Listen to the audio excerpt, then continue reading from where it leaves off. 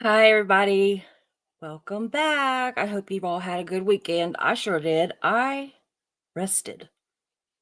Seriously, rested and painted. I literally sat up what used to be my very professional studio on my bed and turned it into a very professional art studio and literally sat there and watched Christmas movies as I painted the rest of the Christmas cards. So I'm hoping that those will go out tomorrow or the next day. So, last call, y'all. If you want to get in on the card exchange, please email me, message me, whatever your mailing address. I will send you mine and we can exchange Christmas cards. So, I promise I'm not going to give your address out to anybody else, and I'm trusting you not to give mine out to anybody else. And so, yeah, I was going to get a P.O. box, but I just haven't done it. So, anyway, that's what I want to do. I've got plenty of cards. If any of y'all want in on this exchange, let me know. I have painted. I think I probably still have paint, yeah, encrusted into my nails and everything else. So, anyway, I while I'm resting and painting, I'm also thinking, and I'm thinking about stories, that I could do about Scientology. I'm thinking about just ways that we can make this um, channel grow, give you content that you want to hear, not something that you're bored with. Because I know y'all got to get bored with some of the stuff that I do because you've heard it a lot. And I mean, yeah, I'm doing it so that maybe down the road somebody else will see it that hasn't heard it. But at the point right now, it's you're having to hear it. And so please, y'all, please, if there's stories out there that you want me to do, let me know. If you don't care if I vary off a little bit and talk about other cults, let me know. If you do mind and you don't want me to do anything but Scientology, let me know. I can't read your minds. And so I really, really, really am begging y'all, please. My grown-up Christmas list, y'all, is for you to give me ideas for stories or stuff that you want to hear, you don't want to hear. Is there a better time of day, that would be, that more of you could watch? I mean, seriously, don't think that your opinion doesn't matter because you don't know what other people are telling me. And the thing is right now, what I hear the most is the negative Nancy's. I hear the negative ones about just give it up. You're boring. You have to read it because your brain's fried from chemo, if it really is, or are you just faking? You know, those are the ones that write me now. And so if y'all have an opinion about something, let me know. And if it's negative, let me know. I don't care. I tell them, thank you for your opinion. I will take it under consideration. You know, after they've emailed me 3 or 4 times with the same, "Give it up, you're stupid," I'm like, maybe not so sweet about it, but I try. Okay, I'm gonna get a drink, and then we're gonna get started. Everybody welcome Mischief Managed back. She's been locked out of our chat. Yeah. She's back in it today. So right now she's in the back office. She's probably gonna start some things or just whatever. She can jump in and she does whatever I tell her, I go, "You do whatever you want. You're the boss." I don't know why I'm even here. She could do it. I could just do the research end of it if nothing else, and she could get up here and talk. So she's amazing. I love her, and I wish we lived closer because we would hang out a lot. So anyway, y'all, it's good to see you. I'm going to check back with the chat a little later. It is good to see you, Marilee. Thank you so much for being here too.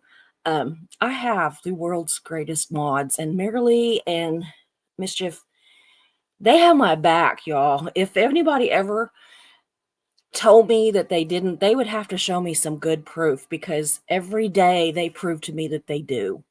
All of my mods do, all of them. But those two, they're there every single day, checking on me, giving me advice, pepping me up, calming me down.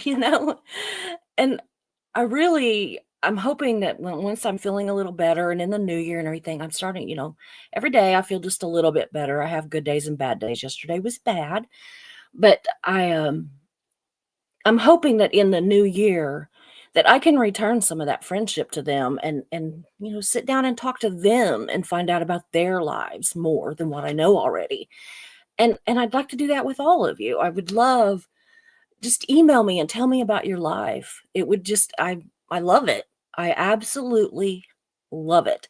It sometimes takes me a while to get back on emails to get a reply to you, but I do read them and I do eventually reply. It just might take me a day. I mean, it could take me an hour. It could take me a day. It could take me a month. It just so if I don't reply to you, you didn't piss me off. I'm not ignoring you. I just get lazy and forget to go check my email because I have my personal account and the business account, which is my YouTube account. And I just get busy. That's the best I got. And I forget to go check the professional one, the business one. The other one, I check it all the time, but it's a mess. So anyway, you can email me, message me on Facebook, leave me a message in the comment section, leave me something on my community page. I check all those. I'm just, slow sometimes. So anyway, I'm going to get started. I know I said that already. So here we go. Yeah, I was just checking to make sure that everything's on. I, like you, have often wondered how does a cult, specifically Scientology, of course, lure people in? How do they lure them in? These aren't dumb people that join these cults. I mean, if it was that, if it was that simple, that would be, you know, easy for them. But they really do have to work for it because they're not like, simple or backward. These are intelligent people. And they often live full, happy lives. It's not like what people try to be the stereotype of cult members. So, anyway, of course, there are some that are sad and lonely and looking for a place to fit in. But the thing is the cults don't just prey on those that are in need. They they prey on everybody, and the younger the better, basically. They don't just prey on the ones that are in need and basically in a need for a place to land, like a soft place to land. Can think of the word soft for some reason. And so, you know, the thing is haven't we all been that person that needed a soft place to land every once in a while? I know I certainly have been. In the last 10 or 12 years, I have been a lot. Everybody thinks I'm so strong, but I'm strong because I have to be. Not because it's my choice, not because it's even my nature. So yeah, we have all been that person in need of a soft place to land. But many of us have also been that person that lives a full, happy life. And don't be getting like all up in yourself and thinking, well, I'm not, at risk for a cult because you are. If you are living and breathing, and especially if you have an income, let's face it, you are absolutely a target for a cult. But if it was only, people that were kind of lonely and, a- what's the word I'm looking for? Just, like just lonely and needing somebody, then the cult wouldn't have people like Tom Cruise in it or Grant Cardone. They wouldn't get to lure them in if it was just looking for people that were kind of down and out and falling on hard times, either, emotionally, physically, not so much physically with Scientology, because they want you to be able, right? They don't want you to be handicapped in any way. They want you to be able.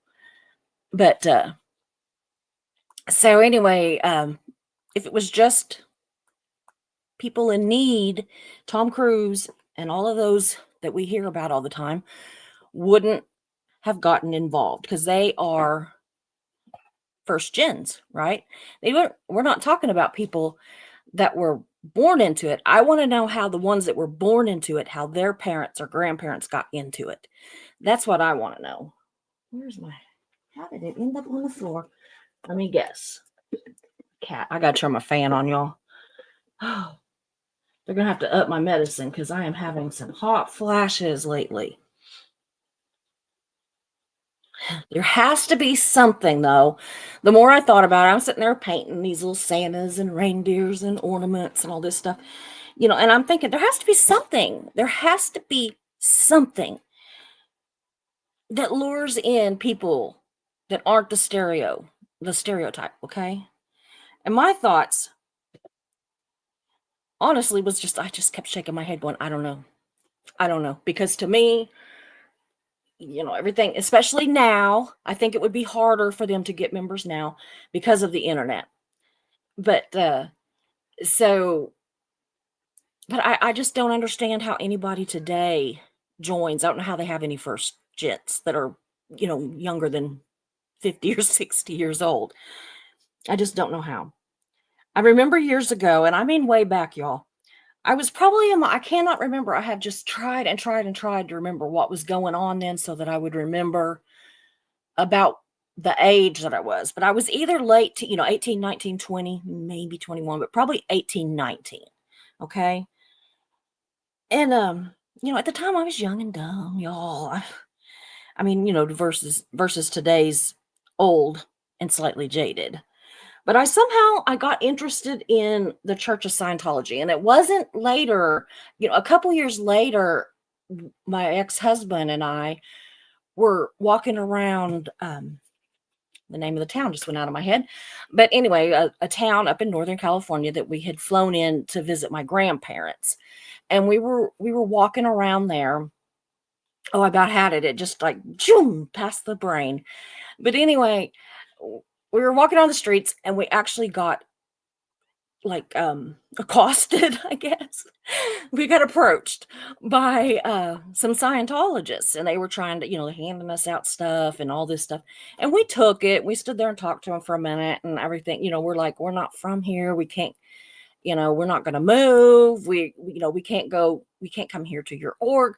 We live in Oklahoma, blah, blah, blah. And we walked on. I mean, probably a good 20 minutes that we talked to them. But I didn't take a personality test. We didn't anything. We just stood there and talked to them. There was 2 or 3 of them, I can't remember. Young, about our age. We were, I was like 20, 21, and he was 25 or something like that. But they were, around our age somewhere. But it wasn't then. It was before that. So it had to have been more when I was 18, 19 years old. But anyway, somehow, y'all, and I don't know how, I got interested in Scientology, and the only thing I can come up with is it had to have been something because of John Travolta, because I have never been one of those people that liked Tom Cruise. I like Tom Selleck, showing my age. So I was never a Tom Cruise fan. I mean, I think that those, the Maverick movie, I thought, that one, Top Gun or whatever, I thought it was good, but I haven't watched anything. I didn't watch the new one. I did watch Jerry Maguire. And I mean, yeah, he's okay, but I was never drawn to him. I never thought he was handsome. I always thought he was a piece of shit. I always thought that he was full of himself. I just never an attraction. I acknowledge that he could act pretty good. He had some pretty well written parts. And so it had to have been John Travolta because it would never have been Tom Cruise because, ugh. But anyway, the interest didn't last long. In fact, by the time that my then husband and I, at the time were approached by them on the streets of Redding, the town is Redding, Redding, California. I had just almost forgotten about them. So, I don't know. The interest didn't last long is my point. And, no, and it wasn't because I got like an icky feeling about them. It honestly was just that I was young and I was flighty and I just lost interest in them. I guess I didn't, I didn't look into it enough that I really had a good idea of what was going on. But I lost interest in them pretty fast. I was looking back on it. I'm like, yeah, I lost interest in them about as fast as teenagers fall in and out of love because it was quick. Anyway, I do remember telling my mom that it's about saving the planet and all the people on the planet, mom.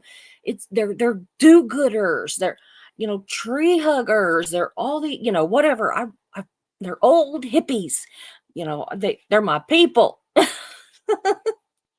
Cuz I kind of thought I was like some kind of old hippie cowgirl model slash beauty pageant. What, I don't know. I thought all these things, and I don't know what I was, a teenager. But anyway, I did tell mom that, that it was just, a past, that there were just good people, and, "Don't worry about it, mom, I don't even have to give up my religion," blah, blah, blah, all the stuff we still hear today. I told her, "Oh, you can be any religion you want. This isn't really so much about religion as it is about saving the planet and, just being good people. If anything, it would help me in my religion, and it would help me, become they can help me, like, have more self-confidence," which I always lacked, to be perfectly honest. I lacked it terribly back then. So to me, that would have been like a draw, I guess. But anyway, whatever it was, today I thank God that for whatever whatever bright new shiny thing to interest me popped into my head because yeah, oh God, can you just imagine? But now I think, y'all, if a completely happy, content teenager living in Oklahoma where there was no Scientology orgs could nearly fall for the hook and line. Is it any wonder that those who actually happen across these Scientologists on a fairly, regular basis, and they always put out their best looking and their most charming when they're trying to pick up kids, teens and early 20s. They're charming and they're attractive and they got these smiles, they got the dead, eyes, but they're very charming and all that. And of course, they're at least going to give them a listen. And sometimes that's all it takes.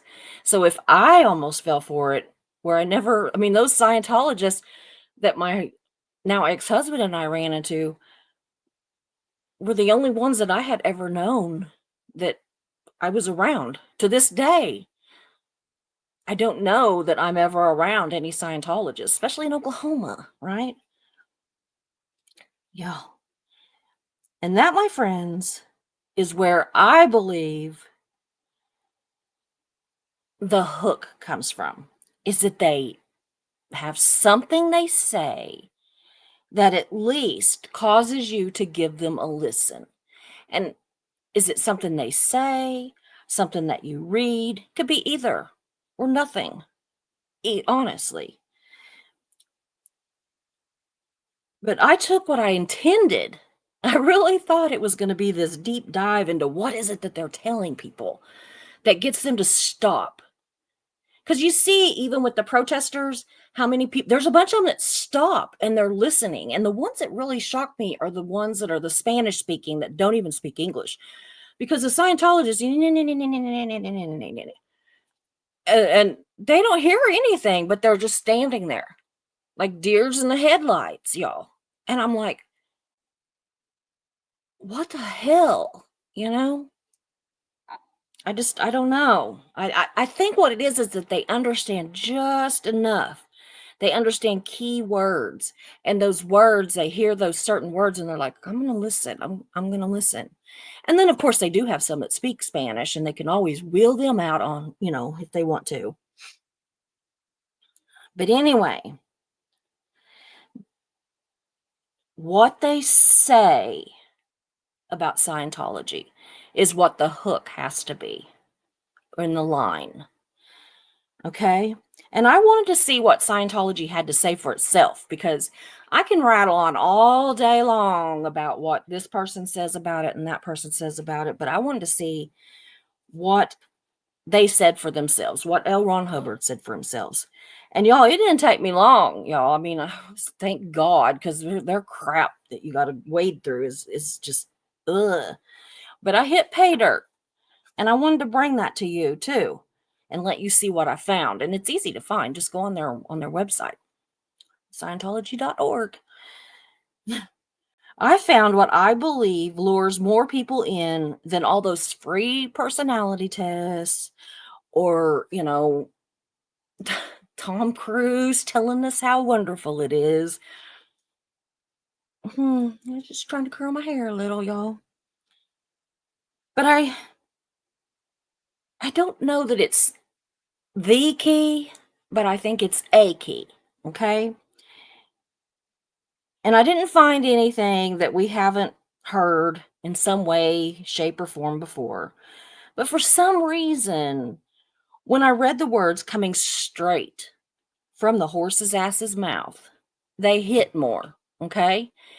It just like I heard it more and I thought, bingo. It's not what they're telling us. It's what they're having us read. That's why they push all those pamphlets. That's why they push the books. They the people can't say shit probably that's going to drag someone into that cult. But for some reason, his words do, which I don't know. I mean, whenever I read it, I guess I'm just not inclined to be somebody that would get involved in a cult because it didn't lure me in when I read this stuff. Or it could be that I know what a bunch of shit it is. So if I had read it when I was 18, 19, 20, I might be right up there with Aaron and Natalie and Reese and everybody else that, all the former Scientologists telling my story. God forbid. But yeah. Anyway,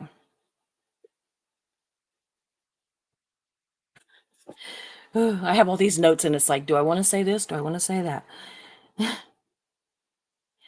So I'm going to read you guys a couple of the documents that they have that they push on people that are either newly into Scientology or they're trying to get to join. And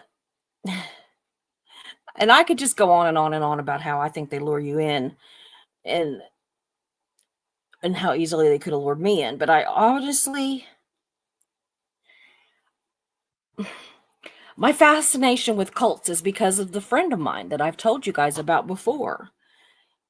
He was the catalyst, y'all, for my hatred of all things cult and my unrelenting need to figure out how they lure us in. Because there's just no way that I would have ever in my entire life, I would have bet my life savings on it at any point in my life that he would have never fallen for a cult. And he did. And so the only experience that I have with cults is him. And I would like to be able to sit down and talk to him about it today, but I don't know. Like, I hate to even bring the subject up, but I might sometime. I might beg him to come on because, oh, guys, he's so sweet and funny and good looking. And just, I would love for you to see what I'm talking about. That this guy, you would have never dreamed it. But anyway, so he is my catalyst for the hatred. And we, group, as a movement, a community, whatever we want to call ourselves, what we need to do is we've got to figure out, first and foremost, how to fish some of these people back out of there, right? And almost equally as front and foremost is we have got to figure out what they're saying and what they're doing that lures people in and put a stop to that. If we can stop their you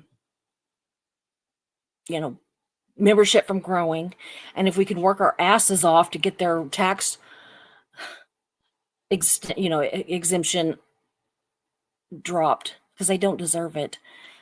Those two things alone, if we, nip their members in the bud and we nip their tax exemption in the bud, they will curl up and die as an organization, and that's what we need to do.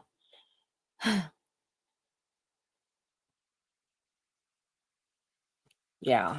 I felt like when I was doing this, I was like, it's like a bait and switch. It's like and all this. I kept thinking about it, and I thought, they lure them in with all this promises of how great it is, but then they get in there and they figure out that they're just swimming with the sharks. They really are. They're just swimming with the sharks. But another thing that I do believe with all my heart that attracts some people, excuse me, to Scientology is I think that it's very attractive to narcissistic people. And I mean, a lot of us have a bit of that trait in us, right? I mean, it's actually helpful in some professions where you literally have to believe that you're something special, that you've got something that makes people pay attention to you, whether it be your brains, your personality, no matter what it is, you got to have something that makes people pay attention to you. And so I think that we can all have a little bit of narcissism in us. And y'all, I saw a lot of narcissism firsthand when we went down to MD Anderson, because I swear every doctor there had the impression that they were the absolute best, the top dog, the best in the whole wide world. And the thing is that a lot of them probably are, but some of them probably aren't. I mean, I've got some pretty good doctors here, and I mean, even Mark's kidney surgeon used to be at MD Anderson. And I think that that's another lure to Scientology. I mean, there will always be the Tom Cruises of the world who take narcissism to a batshit crazy level. Oh. But if you listen to the words out of Tom's mouth about only Scientologists can, help people that are in car wrecks, if you're driving by and you're a Scientology or you're a Scientologist, you've got to stop because you're the only person that can help them. I'm like, what about the EMTs and the paramedics and the police and the ambulance drivers and the doctors and the surgeons and all these people? But I mean, does he think that he is his characters on these shows? Does he really, think that these characters that he plays? Because you're not, Tommy. You're not. Mm. If you read the words of LRH and you're already pretty full of yourselves, I believe that his words are a hook and a line and eventually a sinker. The problem is Scientology itself, the actual reality of it is a sinker. I kept wanting to put stinker, but it's a sinker. They get you in there and it is a bait and switch. They tell you everything you want to hear until they get you. And then it's like, we don't care.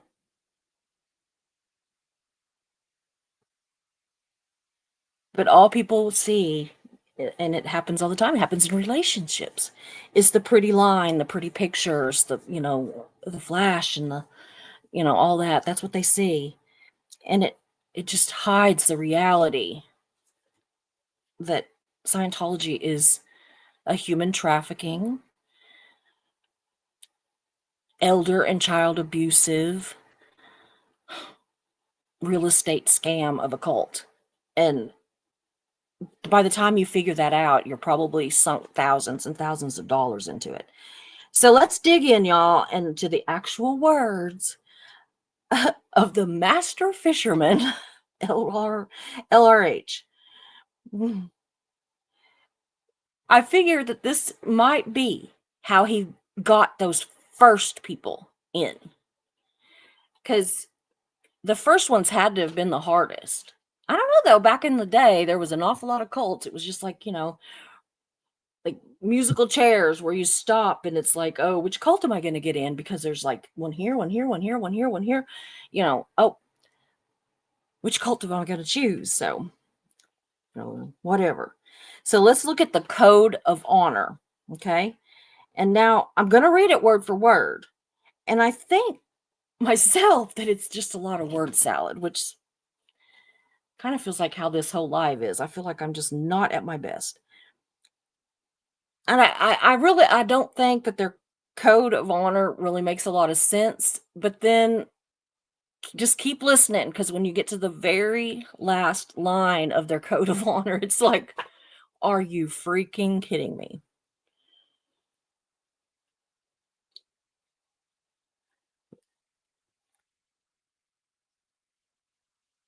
But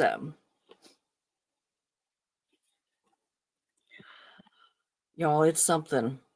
Then there's also, we're going to read the aims of Scientology, and I believe that that just lures you in deeper. And I think they're kind of interchangeable. I think you could read either one first or second, and they bounce off of each other. I mean, and obviously those things don't work with everyone, because it wouldn't have worked with me. The stuff that they said in there, I would have been like, this is complete craziness. But y'all, every fish in the sea doesn't get caught, right? So all they got to do is just keep casting their nets or their fishing poles or whatever, and they just fish you in, right? They just bring you in. And yeah, they're going to miss a whole bunch of us. The vast majority of us will never, ever join Scientology. It doesn't matter. All they need is just enough to keep their numbers up, to keep their money rolling in, just enough. So now we're going to hear it straight from the horse's mouth. And we're going to start with Scientology Code of Honor. I'm going to go through these pretty fast because, I mean, they're just single sentences, majority of it. Now, the other one, he rattles. But anyway, so L. Ron Hubbard wrote and issued the Code of Honor in 1954, along with the following introduction. It's like the first line and the last lines just skip me. I'm like, okay. Like, in journalism, it's a hook. You know, your first paragraph is basically your hook. You got to hook them, right? Or they're going to quit reading. They're going to pass you by. I cannot remember. It's I know it's to finish. You finish it, but I can't remember the word for the ending. But in journalism, so he's doing right.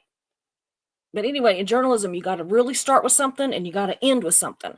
And then you cram all the information in the middle and fast. You don't lose them. So anyway, he opens it by saying, and everything I'm going to read is quote from L. Ron Hubbard. No one expects to be followed. So we're gonna write the 10 Commandments, y'all, but don't worry about it, because we don't really think you're gonna follow it.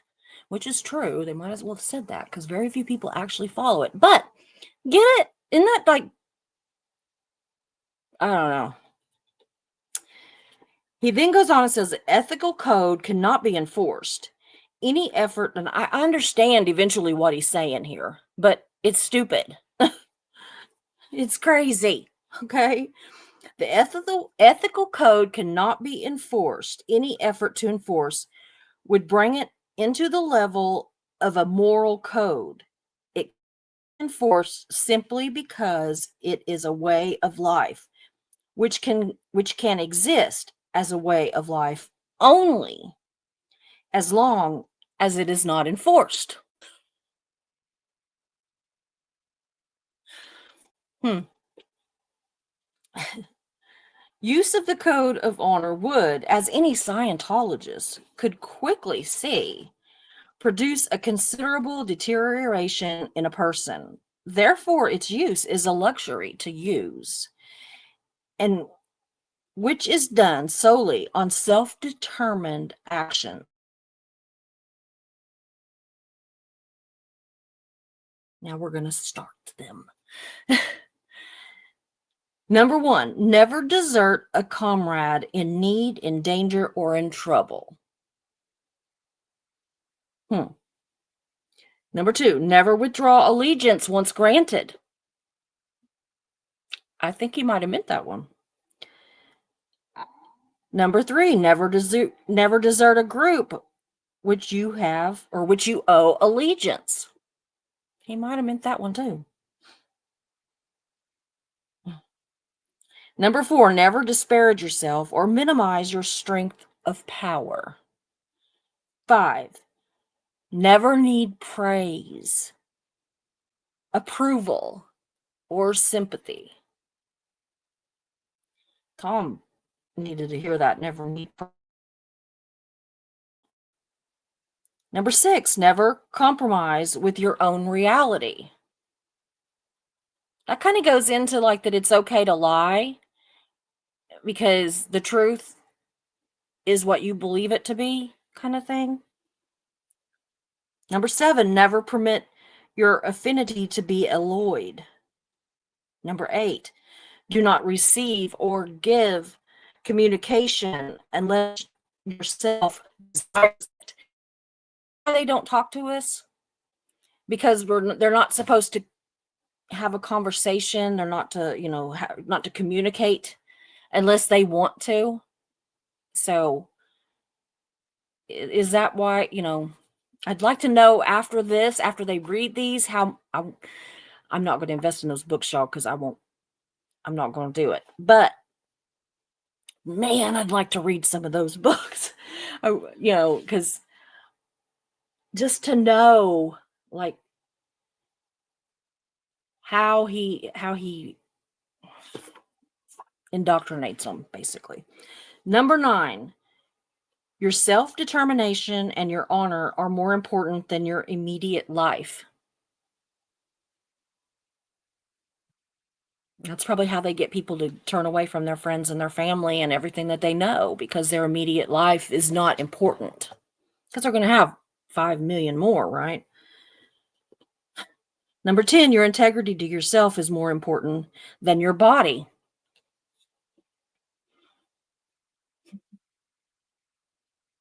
Number 11, never regret yesterday. Life is in you today. You make your tomorrow. Then why do they make them go back and remember all these things that they did in past lives? And if they did those in past lives, didn't they already atone for them? So why do they have to do it again? I don't know. This one's something. This one's very telling. Number 12, never fear to hurt another in a just cause. Number 13, don't desire to be liked or admired. Well, if you go around not caring if you hurt people just because it's what you think is a just cause, you probably don't have to worry about people liking you or admiring you. Ugh. Number 14, be your own advisor. Keep your own counsel and select your own decisions. That's bullshit. I mean, it ought to be true, but no. Number 15, be true to your own goals. Now, we're still quoting LRH. It says, this is the ethical code of Scientology. The code one uses not because he has to, but because he can afford such a luxury.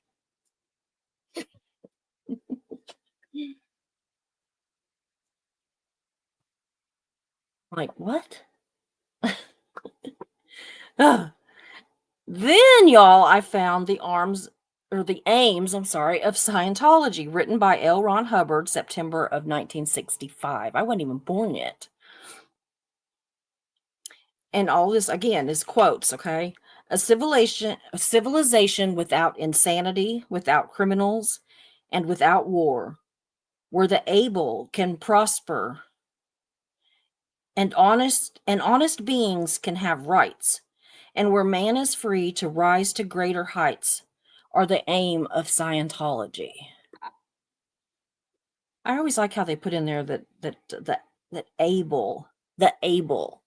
So The able can prosper, but what about the ones that have afflictions? What about people that are blind or deaf or in a wheelchair or, you know, stutter or have asthma or I don't know. What about them? Are they not supposed to prosper? I mean, LRH certainly wanted to prosper, and he certainly tried to milk our government for all kinds of money whenever, he got out of the service for all these made up illnesses and injuries that he had, right? What about him? Was he not himself? Was he himself able? Certainly not of body, certainly not of mind, considering how many people said that he was batshit crazy. I mean, people, it was almost like if he passed people on the street, they're like, that dude's batshit crazy. He crazy. You don't know what the hell is going on. Mm.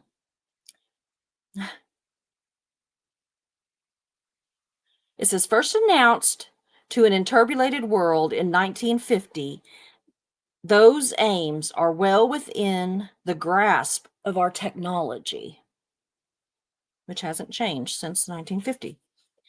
Non-political in nature, Scientology welcome. See, this is what got me. So see, here we go. Here's the little hook that just about got Susie. No political or not political in nature, Scientology welcomes any individual of any creed, race, or nation, which we know is bullshit. Well, I mean, I guess they will if you got a thick enough wallet. We seek no revolution. We seek only evolution to higher states of being for the individual and for society. They expect no revolution, except for if you cross them, they will do everything that they can to destroy you. So that's a little mini revolution, dudes. Like, oh, Ron, you don't even know. You don't even know. It's like ridiculous. And then it says, we are achieving our aims.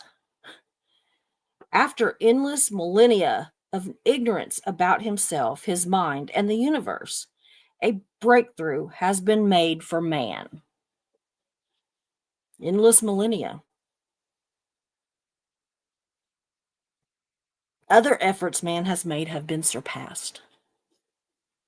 The combined truths of 50,000 years of thinking men, distilled and amplified by new discoveries about man, have made for this success. We welcome you to Scientology. We only expect you to help yourself in achieving your aims and helping others. We expect you to be helped, which goes against everything that all of the ex-Scientologists tell us. Nobody helps anybody. It's you against the world, basically. That's why I say that I think it breeds narcissism, is because you are all that matters. So this whole thing about, we want you to be helped and we want them to be helped and we expect that you will be helped. In a turbulent world, the job is not easy. But then if it were,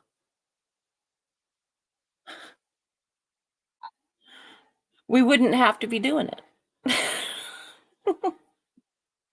I really, when it said, the job is not easy, I thought he was going to say, but nothing worth doing is easy, But no, he switched it around and said, if it were easy, we wouldn't have to be doing it. We respect man and believe he is worthy of help. We respect you and believe you, too, can help. Scientology does not owe its help. We have done nothing to cause us to be for us to propitiate? I don't know. I was gonna look that one up, and I didn't do it. Had we done so, we would not we would not now be bright enough to do what we are doing. Mm. Man suspects all offers of help. He has often been betrayed, his confidences have been shattered, okay?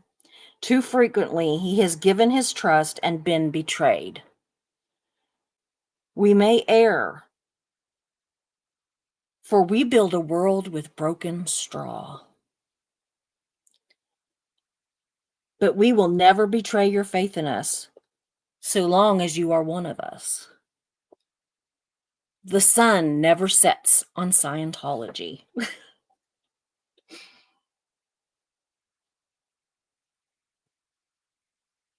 And may a new day dawn for you and for those that you love. I'm almost done. Hold on, I've lost my place. Okay, so may a new day dawn on you and for those that you love and for man. Our aims are simple, if great, and we will succeed, and we are succeeding at each new revolution that they didn't want to have of the earth. Okay, so every time the earth revolves, they're succeeding. Your help is acceptable to use, and our help is yours.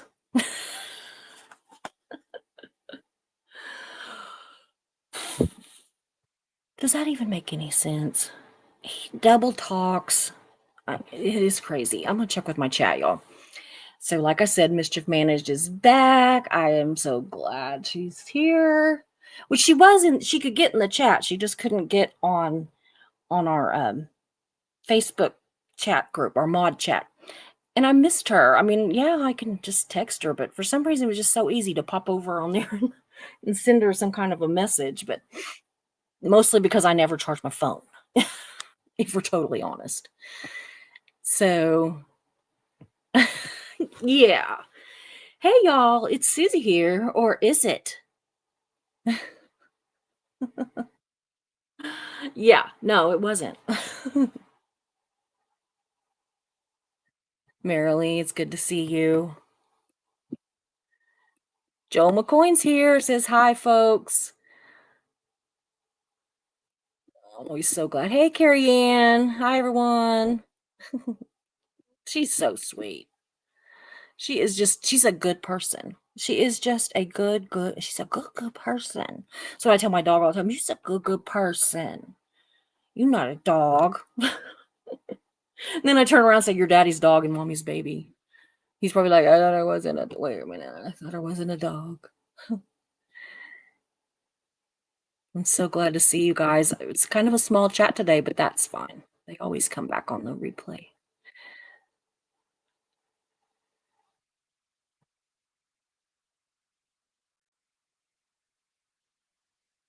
Hey, Jersey Jan, good to see you. It's good to see you. And thanks for being here. Yeah, she wants to know if Carrie Ann still has a book club channel.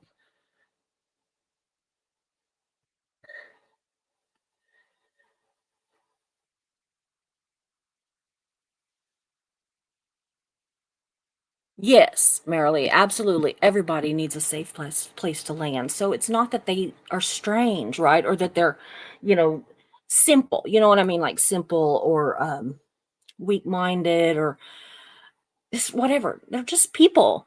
I mean, we all go through these ups and downs and we've all been there. Hey, DOA is a fraud. Good to see you. Yeah, hot flashes suck. They absolutely do. I there for a long time I didn't have any. They put me on medication like 13 years ago and it stopped. They said, "That's going to take a week or two." I never had another one. And then the last month or so they're coming back up. So I'm going to talk to my oncologist when I go January 14th, I think, 13th or 14th. I don't know. Somewhere in there. Mark and I both go. And I'm going to say, can we up this dose? Because I'm having too many hot flashes. So, yeah, Verily, how do I really feel about Tom Cruise? I really don't like the man and never have. Never have. I think that ugh, he's icky. Yep. As long as there are more ups and downs. DOA is a fraud is very right. We all have our ups and downs, but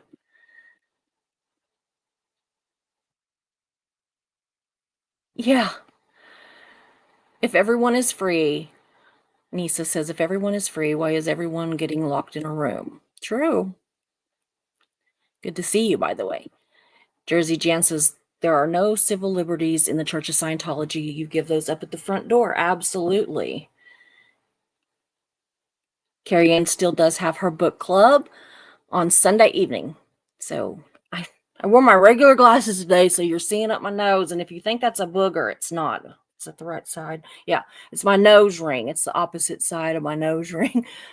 And so anyway, but I have to do this, but I just need to wear my reading glasses and not my regular glasses because no matter what I do, these are just not right. Julie Markham's here, and thank you so much for being a member. I love seeing those in green.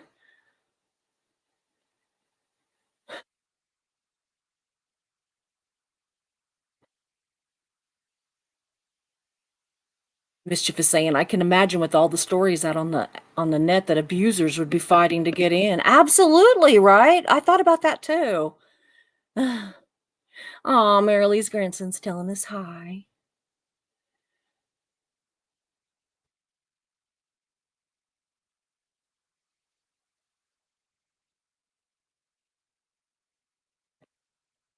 Yeah, I agree, Lisa, I do. Carrie Ann says we're reading a comparative religion book called Mutants and Mystics by Jeffrey Kripal. I don't know. Anyway, it's a very interesting book about the history. Wow. And it's related to cults. Cool. I'm gonna go look that up.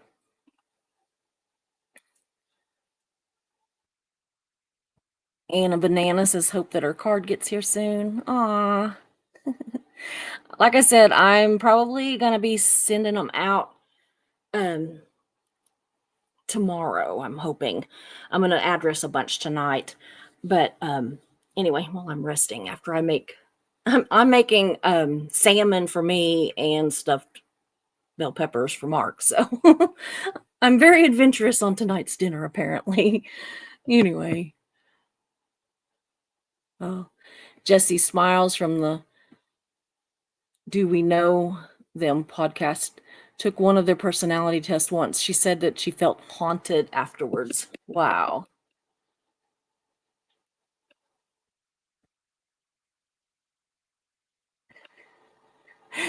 Grandson can read. He has a big smile. That's Veta does that. She reads over my shoulder, and sometimes I wish she wouldn't, especially right now at Christmas, because we're talking a lot on text and stuff about gifts and all this stuff, and she's just like saying, so and so said blah blah blah.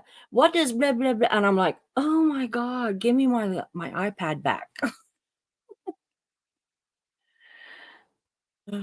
Aw, Mary Lee said her helpers left.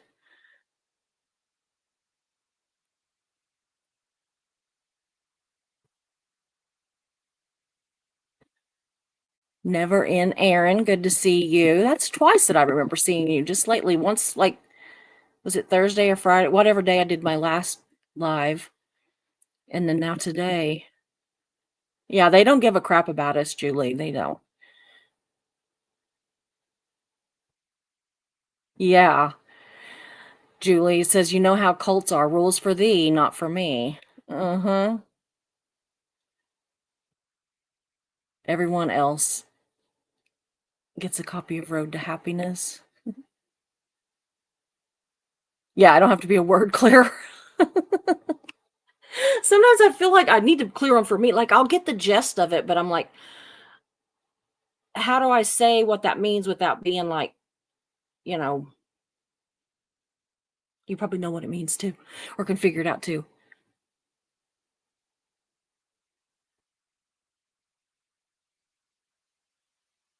Joel says, I always live by the rule. I don't want anything to do with an organization that would want me as a member. True. I'll have to remember that. I've actually heard that before, but yeah. What in the heck? Maybe that's the end of it. Okay.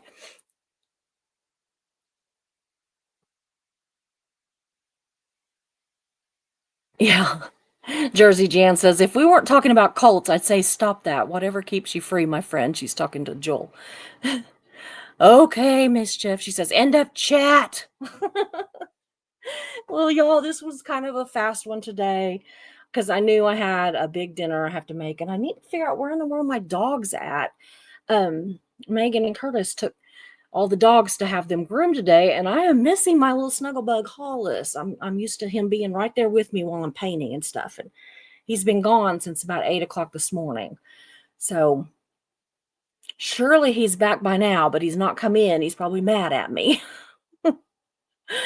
I think he knew he was going to the groomer because he hid under the bed and would not come out no matter what we did. He hid under there half the night. And then when Megan came to get him, I was searching all over the house for him and couldn't find him. So he was under the bed. And I had to like literally, he would not come out. I had to literally reach down underneath there. And I grabbed like a big old handful of hair because he weighs like 10 pounds and just like pulled him out. I mean, it was like a foot that I had to pull him. He didn't even yelp or anything. It didn't hurt him. It would have if I'd have grabbed a little chunk of hair, but I mean, I like grabbed a whole bunch and pulled him out of there. He just looked at me like, I hate you. You'll forgive me in a day or two. Yes, Julie, I'm going to rest and take care, and I'm going to go address those cards as soon as I can get dinner done. So I will see you guys later. I love you. I will catch up with you tomorrow. I'm planning on being live tomorrow. So don't know what we're going to talk about yet, but I'm planning on being here. So I love you, and I'll see you later. Bye.